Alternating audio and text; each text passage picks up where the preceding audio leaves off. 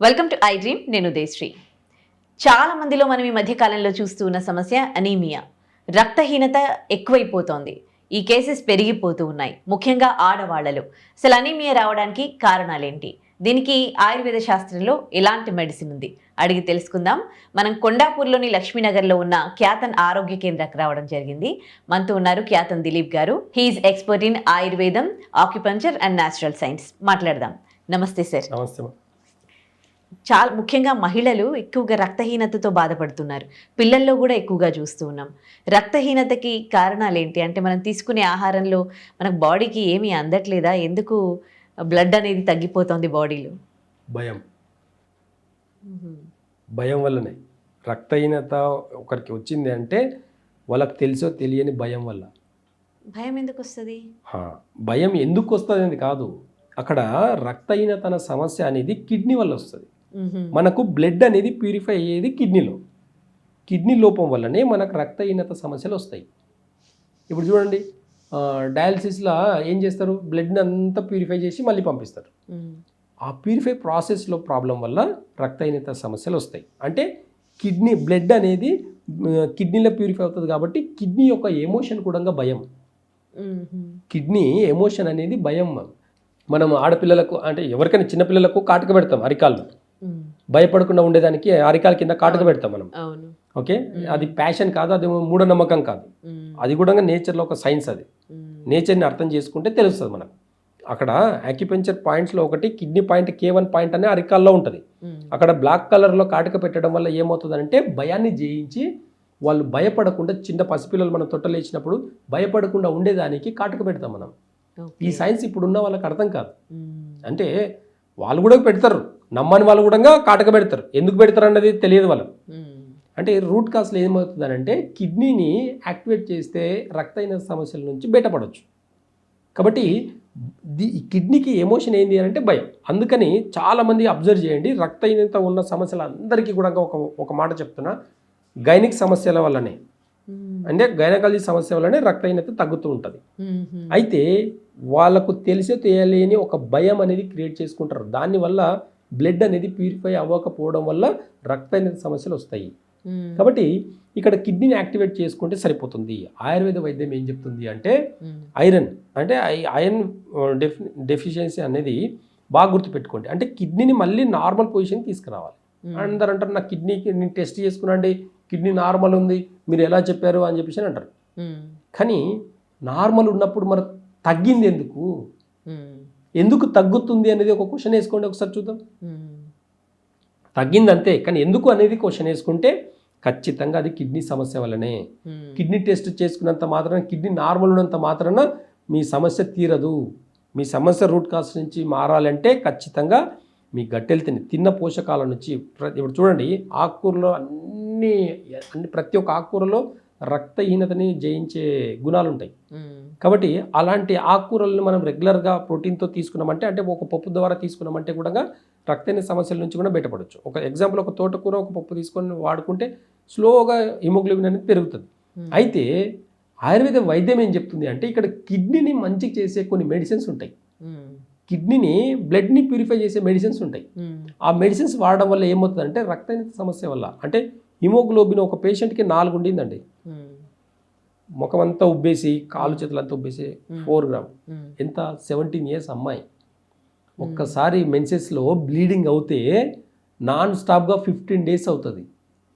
15 daysలో ఆమె బ్లడ్ పోయి పోయి పోయి ఎంత ప్రాబ్లం అయిందంటే అంత మేజర్ ఇష్యూస్ అయింది అనమాట. ప్రతిసారి బ్లడ్ ఎక్కించుకోవడం, ఇప్పటికీ ఒక 6 సార్లు ఎక్కించుకుంది. తర్వాత ఈ సమస్యకి ఎక్కడో ఒక దగ్గర పులి స్టాప్ పెట్టాలని చెప్పేసి ఎవరో ఒక పాత పేషెంట్ చెప్తే వచ్చారు వాళ్ళు. జస్ట్ ఒక 2 months మెడిసిన్స్లో చాలా అద్భుతంగా తగ్గించుకున్నారు. ఆటోమేటిక్గా 11.3కి వచ్చింది వాళ్ళకు.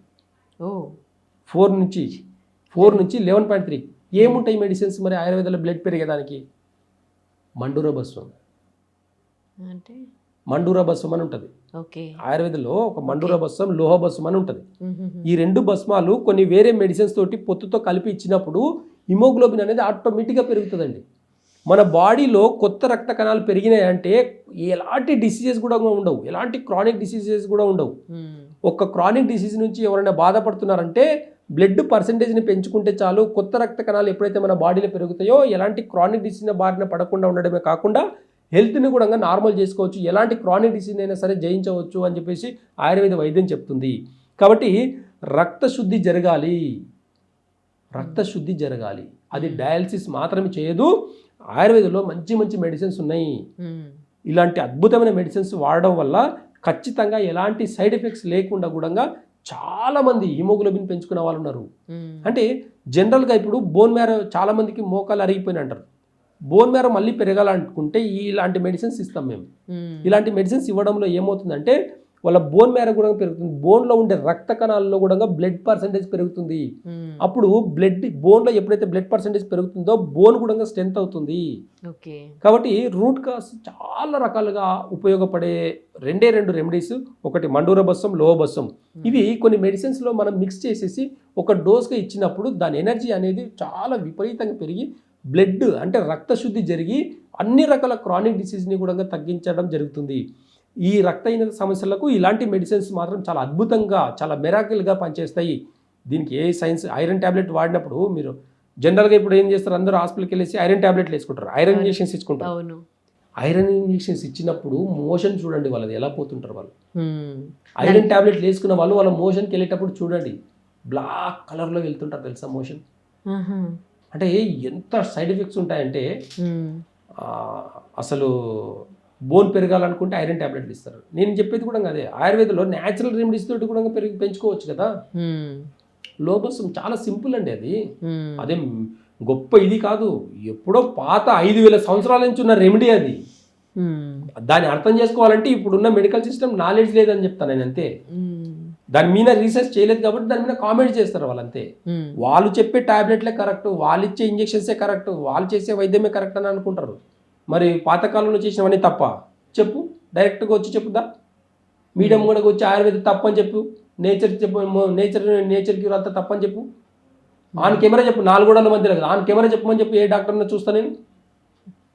ఒక పద్ధతి ఉంది, ఒక మెడికల్ సిస్టమ్ అని ఉంది అంటే ఒక్కొక్క దానికి ఒక్కొక్క పద్ధతి ఉంది, అంతేగాని మొత్తం మెడికల్ సిస్టమే కరెక్ట్ నేను కూడా చెప్తా. ఇప్పుడున్న అడ్వాన్స్ మెడికల్ సిస్టమ్ కరెక్టే, కానీ ఎంతవరకు కరెక్టు? ఎమర్జెన్సీ ఉన్న వరకు ఏదైనా మీరు చేయండి, తప్పలేదు, నేను చెప్తున్నా కదా. ఖచ్చితంగా ఎమర్జెన్సీ ఒకటి ఉంది అంటే ఖచ్చితంగా హాస్పిటల్కే వెళ్ళాలి. యాక్సిడెంట్ అయిందా, హార్ట్ స్ట్రోక్ వచ్చిందా, వెళ్ళండి హాస్పిటల్కి వెళ్ళి ఫస్ట్ ఎయిడ్ లాగా చేసుకోండి. లాంగ్ టర్మ్లో ఆ డిసీజ్ మళ్ళీ రాకుండా ఉండడానికి నేచర్ ఏం చెప్తుంది, ఆయుర్వేద వైద్యం ఏం చెప్తుంది అనేది కూడా అవగాహన కావాలి జనాలకు. లేకపోతే కష్టం అండి బాబు. అంతే, ఇంకా హాస్పిటల్ చుట్టూ తిరిగి మీ ఐరన్ కాదు కదా, మీ హిమోగ్లోబిన్ పడతా ఉంటుంది, బ్లడ్ ఎక్కిస్తూ ఉండాలి, బ్లడ్ ఎక్కిస్తూ ఉండాలి. ఎప్పటి వరకు ఇది? సో మీరు ఇట్లా మాట్లాడారు కాబట్టి నేను క్వశ్చన్ అడుగుతాను. ఇప్పుడు అన్నారు కదా మరి ఎమర్జెన్సీ వచ్చిందంటే హాస్పిటల్స్కే వెళ్ళండి అని, మరి పూర్వంలో ఎమర్జెన్సీ వస్తే ఆయుర్వేదంలో ఏం చెప్పలేదా అని అంటారు కొంతమంది డాక్టర్స్. ఖచ్చితంగా చెప్తాను నేను. యుద్ధాలు జరిగినాయి, ఇప్పుడు జరిగే యుద్ధాలు నథింగ్ అండి బాబు. కురుక్షేత్ర యుద్ధం ఎట్లా జరిగింది ఒక్కసారి ఊహించమని చెప్పి సైన్స్కి చూస్తా నేను. కురుక్షేత్ర యుద్ధము ఎన్ని సంవత్సరాలు జరిగింది, ఎంతమంది చనిపోయారు, వాళ్ళకి వైద్యం చేసిన దాఖలు ఎలా ఉన్నాయి, ఒకసారి హిస్టరీ మొత్తం తీయండి. అప్పుడున్న ఆయుర్వేద వైద్యం ఇంకా ఇప్పుడున్న టెక్నాలజీ కన్నా ఇంకా హై టెక్నాలజీ ఉండింది. అదే మరి ఆయుర్వేదం ఏం చెప్పలేదా? ఎమర్జెన్సీలో మరి ఆయుర్వేదం లేదుగా ఇప్పుడు. ఇప్పుడు లేదు, ఏం చేశారు ఇప్పుడు? అప్పుడున్న పేటెంట్స్ ఇప్పుడు లేవు, బాగా గుర్తుపెట్టుకోండి. దీనికి సింపుల్గా ఎగ్జాంపుల్ చెప్పాలంటే వరల్డ్ హెల్త్ ఆర్గనైజేషన్ వాళ్ళు 138 డ్రగ్స్ని బ్యాన్ చేశారు. 138 డ్రగ్స్ని ఎప్పుడో ఒక 10 years బ్యాక్ ఈ నీమ్స్లిడ్ ట్యాబ్లెట్లు, చాలా వెట్నిసాలు, ఇలాంటి కొన్ని డ్రగ్స్ని మొత్తానికి ముద్రేశారు. ఏమని ముద్రేశారు? ఇవి వాడకూడదు, దీనివల్ల సైడ్ ఎఫెక్ట్స్ ఉన్నాయని ముద్రేసేసి అవి బ్యాన్ చేశారు. కానీ ఇప్పుడున్న మార్కెట్లో అవి ఇంకా దొరుకుతాయి. జస్ట్ మెడికల్ మాఫియా, ఇంకేం లేదు ఇక్కడ. కానీ ఇన్ని సంవత్సరాల కొంచెం చాలా మంది డాక్టర్లు ఆ ప్రిస్క్రిప్షన్గా రాసినారు ఆ ట్యాబ్లెట్లని. వాడిన వాళ్ళందరూ ఎలా అయిపోయారు తెలుసా? చెప్పుకోవడానికి కూడా లేకుండా పోయింది. అప్పట్లో ఇప్పుడు ఎట్లయితే టెక్నాలజీ ఉందో ఇప్పుడు చెప్పండి, ఇప్పుడు ఒక రాయితోటి పెద్ద పెద్ద స్ట్రక్చర్ గుళ్ళు కట్టిన వాళ్ళు ఉన్నారు, అవునా? కొన్ని వేల సంవత్సరాల నుంచి చెక్కు చెదరకుండా ఉన్న టెంపుల్స్ ఉన్నాయి. ఇప్పుడు కంటిన్యూ అంతేనో పడిపోతున్నాయి. టెక్నాలజీ అప్పుడు హైయెస్టా, ఇప్పుడు హైయెస్టా? అప్పుడు గుళ్ళు కట్టిన టెక్నాలజీ అంతా ఉంటే అప్పుడున్న వైద్య విధానం గురించి నీ ఊహకు కూడా అందదు. నీ ఊహ కూడా నువ్వు ఎన్ని చదువులు చదివినా నీ ఊహ అంటే ఊహించడానికి కూడా పనికిరావు, నువ్వు గుర్తుపెట్టుకో. అంటే అలాంటి వైద్య విధానం ఉండింది 1000 సంవత్సరాల కింద, 5000 సంవత్సరాల కింద వెళ్తే కూడా ఆయుర్వేద వైద్యం ఉందని చెప్తారు. దానికి పేటెంట్స్ అన్ని కాల్ చేశారు కాబట్టి ఈ రోజు నామరూపాలు లేకుండా చేశారు కాబట్టి దానికి సాక్ష్యం లేదని చెప్పేసి ఈ రోజు నువ్వు బ్లేమ్ చేస్తున్నావు. నీకు ఆ నాలెడ్జ్ లేదని చెప్పు. ప్రకృతిని అర్థం చేసుకున్న నాలెడ్జ్ నీకు లేదు, సైన్స్ని అర్థం చేసుకున్న నాలెడ్జ్ తప్ప. సైన్స్ చాలా గొప్పది. మళ్ళీ చెప్తున్నాను నేను, నాకు యాక్సిడెంట్ అయితే నీకు యాక్సిడెంట్ అయితే హాస్పిటల్కి వెళ్తాం, కానీ తర్వాత ఏంటి, తర్వాత ఏంటనేది కావాలి. ఎలా రికవరీ అవ్వాలి. మొత్తం ఇప్పుడున్న మెడికల్ సిస్టమ్ చేయట్లేదు కదా రికవరీ. అలా అనుకుంటే ఇన్ని క్రానిక్ డిసీజ్ ఎందుకు వచ్చినాయి? 40-50 ఏళ్ళ కింద లేని క్రానిక్ డిసీజెస్ ఈ 40-50 ఏళ్ళలో మెడికల్ సిస్టమ్ ఇంత పెరిగితే ఇన్ని క్రానిక్ డిసీజెస్ ఎందుకు వచ్చినాయి? ఎందుకు ఆపలేకపోయారు ఇంతమంది డాక్టర్లు? ఏం పాపం చేశారు జనాలు? గుడ్డిగా నమ్మడమే మిమ్మల్ని. ఒక్క రిపోర్ట్ తోటి అయిపోతుందా? ఒక ఫీవర్ వచ్చింది, ఫీవర్ వస్తే 3 days ట్యాబ్లెట్ రాస్తాం, తగ్గేదానికి రాయవు. మళ్ళీ నెక్స్ట్ వచ్చి టెస్టులు చేసుకొని అడ్మిట్ అయ్యేదానికి రాస్తున్నారు. ఏదేమైనా 70-80 years వరకు అయితే ఇదే మెడిసిన్ తోటి వాళ్ళు అయితే సర్వైవ్ అవుతున్నారు కదండి. ఎలా సర్వైవ్ అవుతున్నారు కదా? ఇప్పుడు ఇదే డాక్టర్స్ దగ్గరికి వెళ్తారు, మెడిసిన్ తీసుకుంటారు, ఏదో విధంగా 70-80 years వరకు అయితే 70 వరకు అయితే సర్వైవ్ అవుతున్నారు కదా. మనిషి ఆయుష్ ఎంత ఉండే? 100 ఉండేది, ఎంతకు వచ్చింది అంటే 70. అరే మరి మెడికల్ సిస్టమ్ డెవలప్ అయినప్పుడు 150 సంవత్సరాలు బతికించాలి కదా మనిషిని. ఇప్పుడు మెడికల్ సిస్టమ్ ఇంత డెవలప్ అయిందంటే మనిషి ఆయుష్ని 100 నుంచి 150కి తీసుకెళ్తే అబ్బా మెడికల్ సిస్టమ్ చాలా టెక్నాలజీ చాలా డెవలప్ అయిందని అనుకోవచ్చు. 100 నుంచి 50-60కి తెచ్చిపెడితే ఏంది పరిస్థితి? నెక్స్ట్ జనరేషన్ ఏంది? 30-40? ఇంకో 100 ఏళ్ళు అయితే 20 ఏళ్ళు బతుకుతారా మనుషులు? అలాగే ఉంది ఇప్పుడున్న society. End of the day కావాల్సింది నాలెడ్జ్ అంతా కావాల్సింది నేచర్ గురించి అర్థం చేసుకోవాల్సింది జనాలకే,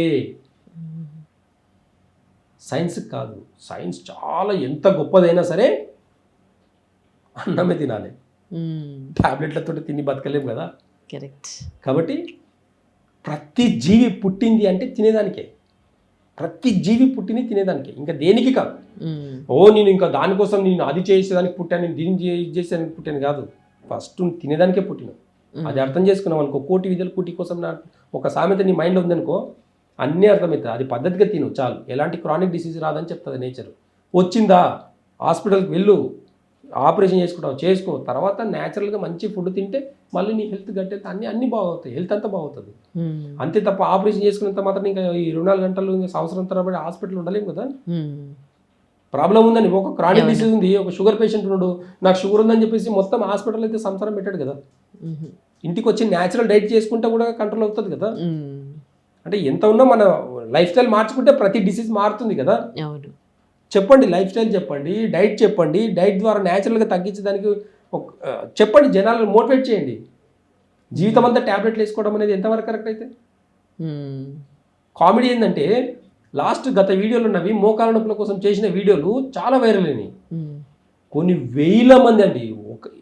నాకు ఒక పేషెంట్ వచ్చారు రీసెంట్గా 3 days బ్యాక్. ఒక పేషెంట్ వచ్చేసి, సార్ మీ వీడియోలు ప్రొజెక్టర్ మీద ఒక ఊర్లో నైట్ ప్రొజెక్టర్ మీద వేసేసి ఇలా చేసుకోండి తగ్గిపోతాయని చెప్పేసి ఊర్లో అందరినీ కూర్చోబెట్టి చెప్పాం సార్, మేము యూత్ అంతా కలిసి.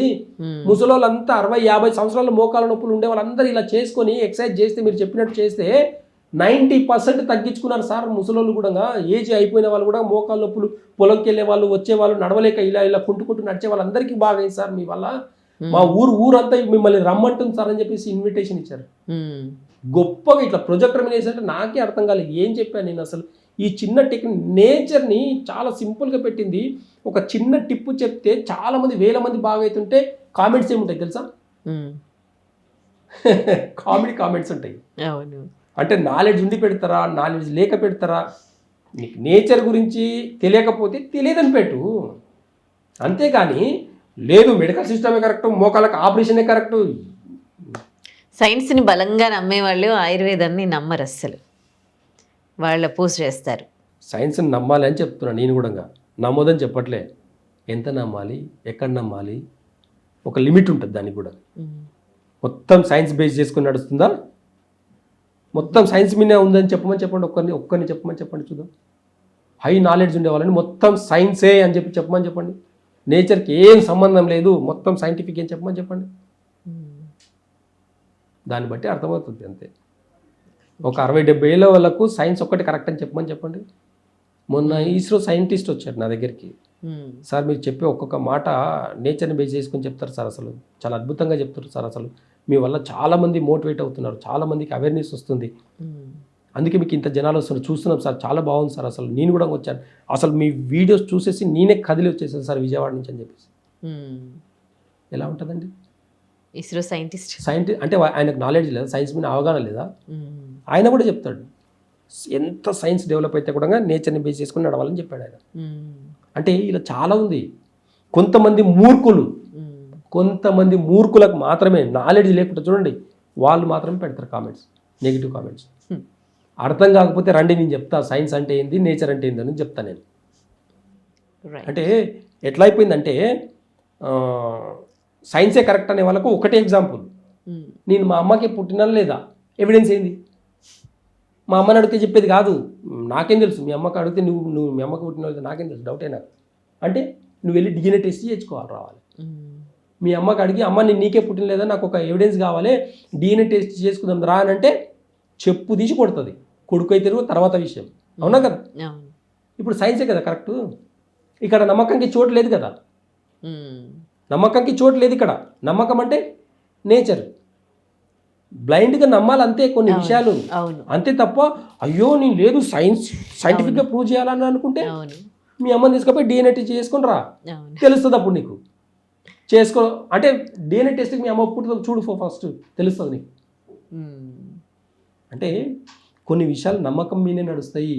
ఒకప్పుడు మాట, జస్ట్ ఒక మాట వాల్యూ మీద, ఒక మాట విలువ మీద కొన్ని ఎకరాల భూములు ఇచ్చిన రాజులు ఉన్నారు. అప్పట్లో ఎలాంటి పట్టాలు లేవు, ఇప్పుడు నమ్మకాలు పోయాయి కాబట్టి ప్రతిదీ ఎవిడెన్స్ కావాలి నీకు, ప్రతిదీ ఎవిడెన్స్ కావాలి.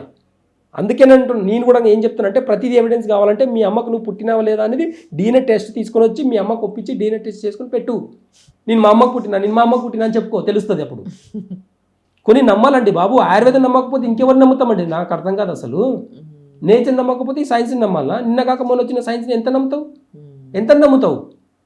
మరి అంత సైన్స్ నమ్మితే 150 ఏళ్ళు బతికిచ్చు, ఆయుర్వేదంలో 100 ఏళ్ళు బతికిన రోజులు ఉన్నాయి కదా. మరి ఇప్పుడున్న మెడికల్ సిస్టమ్ అంతా కూడా ఆయుర్వేదం మీద ఒకవేళ రీసెర్చ్ చేయగలిగితే, ఆయుర్వేదం మీద ఒకవేళ అవగాహన రాగలిగితే ఖచ్చితంగా చెప్తాను నేను, మళ్ళీ 100 ఏళ్ళు బతకొచ్చు, ఖచ్చితంగా 100 ఏళ్ళు బతకొచ్చు మళ్ళీ. అదే పెద్ద విషయం కాదు కదా, నువ్వు బతికి చూపి, నువ్వు అంటున్నావు కదా. ఇవన్నీ కామెంట్స్ పెట్టేదానికి చాలా ఈజీ. ప్రాక్టికల్గా మన జనజీవనంలో ఉంటున్నాం కాబట్టి, ఎలాంటి లైఫ్ స్టైల్లో ఉన్నాము, ఎలాంటి కల్చర్లో ఉన్నాము, ఇవన్నీ కూడా ఇంపార్టెంట్ పడుతుంది. అంటే మన ఉమ్మడి కుటుంబాల్లో ఉన్నప్పుడు నిజం చెప్తున్నాను, 10 మంది తిన్నప్పుడు చూడండి ఎలాంటి ఆలోచన లేకుండా తింటారు. అదే 2-3 తినండి ఏదేదో ఆలోచనలు పెట్టుకొని తింటుంటారు. ఎందుకు తేడా వస్తుంది ఆలోచనల విధానము? కాబట్టి ఇవన్నీ కూడా నేచర్ని బేస్ చేసుకొని, ఆయుర్వేద బేస్ చేసుకొని ఖచ్చితంగా చాలా క్రానిక్ డిసీజ్ని చాలా సులువుగా తగ్గించుకోవచ్చు. పథ్యం అనేది చాలా ఇంపార్టెంట్.